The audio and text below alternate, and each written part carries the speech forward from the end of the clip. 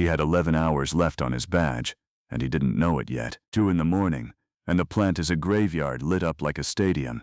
Fluorescent lights buzzing over 100 empty stations.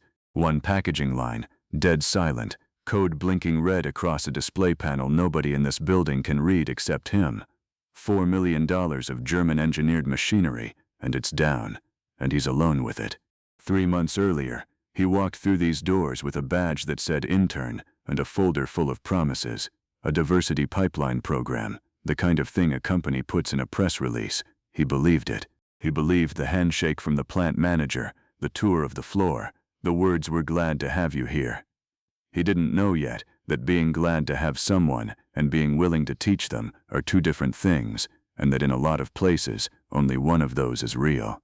Here's what nobody tells you on day one. Training doesn't happen in a classroom. It happens over lunch. It happens when a senior tech waves you over and says, "Watch this. This is the part they don't put in the manual."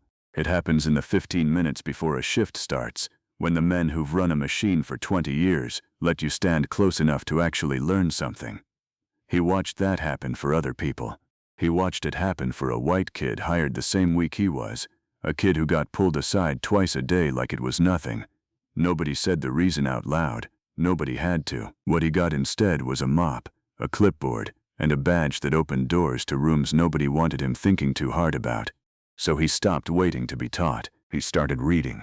Manuals nobody assigned him, sitting in a supply closet with names on the covers that weren't his. Error logs going back 2 years, the kind of records most people scroll past without ever really looking at. He learned the rhythm of the machine the way you learn a person, not from what they tell you about themselves, but from watching what they do when nobody's paying attention. Night by night, page by page, in a plant that thought it hadn't hired an engineer at all, nobody clapped, nobody noticed. That's the part people leave out when they tell stories like this. How long the learning happens in a room with the lights off, how much of it nobody will ever know about, whether you succeed or not, which brings us back to 2 in the morning. Because here's the question worth sitting with before we go any further. Why is he the only one in this building tonight? Why is the phone in the supervisor's office ringing itself out into an empty room? That's not an accident. And it's not the last time tonight is going to test exactly what he's been quietly building for 3 months, alone, with nobody watching, for reasons that are about to matter more than anyone in this plant is ready for. Nobody teaches you the value of silence like being underestimated does. By the 2nd month, he'd stopped expecting an invitation. He started staying late instead, not because anyone asked him to, but because the machine didn't care who was watching when it needed watching. He'd walk the line after his shift technically ended, tracing cable runs, cross-referencing fault codes against a binder he'd found buried in a drawer, the kind of manual that hadn't been opened in years because everyone who needed it already had it memorized. He didn't have anyone's memory to borrow, so he built his own. There's a particular kind of learning that happens when you have to teach yourself something other people were handed. It's slower, it's lonelier, and it sticks in a way that borrowed knowledge never quite does, because you had to fight for every piece of it. He caught it before anyone else even knew to look. A pressure reading drifting 0.5% out of range, the kind of number that means nothing to someone glancing at a screen and everything to someone who spent 3 months studying what normal actually looks like on this exact machine. He flagged it, adjusted a valve nobody had touched in a year, walked away before the shift supervisor even arrived, because by then it was already fixed, already forgotten, already just another quiet Tuesday. The incident report went out the next morning. Prevented shutdown, 4-hour production save, credited to the shift supervisor for diligent monitoring. He read that sentence 3 times. He didn't correct it. What was he going to say? That he'd been the one standing there at midnight while the supervisor was 2 hours into a nap in his truck. Who would that conversation help? He filed it away instead, the way he'd started filing away a lot of things, not forgotten, just weighed and set down for later. How many rooms are running right now on somebody's uncredited competence? How many machines are humming because of a name that never made it onto the report? He didn't have the energy to answer that question that week. He had a rumor to sit with instead, one that moved through the plant floor faster than any official memo ever could. Corporate was looking at automating the line, not upgrading it, replacing it, and if that happened, the calculation about who mattered here and who didn't would stop being quiet. It would become official. He thought about that a lot in the weeks that followed. working alone in a building that didn't know his name the way it should have. Whether the thing he was building, the knowledge, the hours, the proof he was collecting one shift at a time, would matter at all if the whole line disappeared before anyone found a reason to look at him twice. He didn't know yet how soon he'd find out. The alarm didn't sound like anything at first, just a stutter in the rhythm he'd learned to hear without thinking about it, the way you notice a heartbeat skip before you understand why. Then the whole line seized, and the lights on the control panel went from green to a red he'd never seen lit all at once before. $4 million, dead silent, at 2 in the morning, with a shareholder walkthrough scheduled for dawn. He called the shift supervisor first, straight to voicemail. He called the maintenance lead next, the one everyone deferred to, the one who'd been running this exact line since before he was born. 4 rings, then nothing. He tried 2 more names off the emergency contact sheet taped inside the supervisor's office door, the ink gone soft with age like nobody had needed it in years. Nobody picked up, nobody was coming, which left him alone in a building the size of a small airport, with a machine that had just cost the company more money in 10 seconds than he'd make in a year. He didn't panic. That surprised him more than it should have. He'd spent 3 months building something nobody asked him to build, and it turned out that was exactly what tonight required. He walked the line first, the way he'd taught himself to, checking every junction his memory told him to check, ruling things out one by one instead of guessing.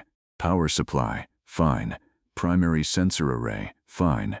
He worked backward through the fault log, matching the sequence of errors against the binder he'd half memorized, looking for the one deviation that didn't belong. 40 minutes in, he thought he had it. A relay near the compression module, the kind of part that fails quietly and takes everything downstream with it when it goes. He swapped it, powered the line back up. It died again in 11 seconds. He stood there in the sudden quiet, the hum gone, the red lights blinking back at him like they were laughing. Every part of him wanted to call it, wanted to say, "This isn't mine to fix. I'm an intern. Nobody trained me for this. Let it fail and let it be someone else's problem in the morning." That thought sat in his chest for a full minute, heavier than anything the machine had thrown at him yet. Then he thought about the sentence in that incident report, credited to the shift supervisor for diligent monitoring. He thought about the men who got pulled aside at lunch to learn things he'd had to teach himself in an empty supply closet. And something in him decided that if this line went down permanently tonight, it wasn't going down because he didn't try. He went back to the beginning, not the relay. Further back, the sensor feeding the relay its instructions in the first place, a component so far upstream nobody had thought to question it, because it had never failed before, not once, not in 2 years of logs. It had failed tonight. He didn't have a replacement part. What he had was 3 months of watching this machine breathe, and a decision to make about whether he trusted that more than he trusted the fear sitting in his throat. He rerouted the signal manually, bypassing the failed sensor with a fix that wasn't in any manual, wasn't something anyone had shown him, was just the machine's logic turned back on itself by someone who'd finally learned to speak its language. The clock on the wall read 4:52 when the line shuddered, hesitated, and came back to life. He didn't celebrate. He didn't have it in him yet. He just stood there in the sudden hum of $4 million running again, alone, unseen, with the sun starting to find the edges of the windows, and a billionaire due to walk through those doors in a little over an hour. By 6, the line was running like nothing had happened. No stutter, no red light, no sign that 4 hours earlier this machine had been dead and a 22-year-old intern had been the only thing standing between it and a shutdown nobody in the building could explain in the morning. The plant manager arrived at 6:40, walked the floor with the particular energy of a man checking that a disaster he'd heard rumors of overnight hadn't actually happened. He found the line humming, output steady, nothing to see. He didn't ask who'd been on shift. He didn't need to. As far as he knew, the answer to who kept this plant running was always the same short list of names, and an intern wasn't on it. The owner walked through at 7:15, exactly on schedule, flanked by 2 people with tablets and the specific posture of men used to being agreed with. He'd been told, apparently, that there'd been a minor issue overnight, resolved, nothing to worry about. He stopped in front of the line anyway, watched it work for a moment, and asked the plant manager a simple question: who fixed this? And here's where the story could have ended the way these stories usually do. The plant manager opened his mouth, and what came out was a sentence about his team, about the strength of the maintenance program, about the kind of diligence this facility prides itself on. Not a lie exactly, just a story with one name missing from it, the only name that actually belonged there. He was standing 20 feet away, still in the same clothes from the night before, still smelling like the inside of a machine he'd rebuilt with his hands. Nobody looked at him, not yet. It's a strange kind of moment, watching your own work get carried away in someone else's sentence. Not loud, not dramatic, just quiet enough that you could let it happen and nobody watching would ever know the difference. He'd let smaller versions of this moment go before. An incident report with the wrong name on it, a fix nobody asked who made. He knew exactly how easy it would be to let this one go too. But a line worker near the back, a woman who'd clocked in at 5 and watched him crouched under that control panel with a flashlight in his teeth for the better part of an hour, wasn't willing to let it go quietly on his behalf. She spoke up before he had to decide whether he would. "That's not right," she said, not loud, just clear enough to stop the room. "He was here at 2 in the morning, alone. I clocked in at 5 and the line was already back up. Whatever your team did, it wasn't standing in this building doing it." The plant manager's face did something complicated. The owners did something simpler. He turned, found the intern standing near the wall in yesterday's clothes, and looked at him the way you look at something you almost walked past. "You fixed this, tonight, by yourself?" You're nodding Tune. There's a version of this moment where he says something clever, where the music swells and everyone in the room understands, all at once, exactly what they'd been missing for 3 months. "That's not what happened. What happened was quieter than that." He said yes. He explained it plainly. The sensor, the bypass, the 4 hours it took to get there. No performance in it, just a man describing work he'd already done, work that didn't need anyone's permission to have been real. The owner didn't hand him a promotion on the spot. That's not how these things actually go, and a story that pretended otherwise wouldn't deserve to be believed. What happened instead was smaller, and in its way, harder to argue with. A formal apprenticeship, the kind with his name on the paperwork this time. A correction to the overnight incident log, his name where it should have been 3 months ago and never was. Back pay for a night shift someone had, for reasons nobody bothered to explain, simply never logged. No one apologized for the 3 months before it.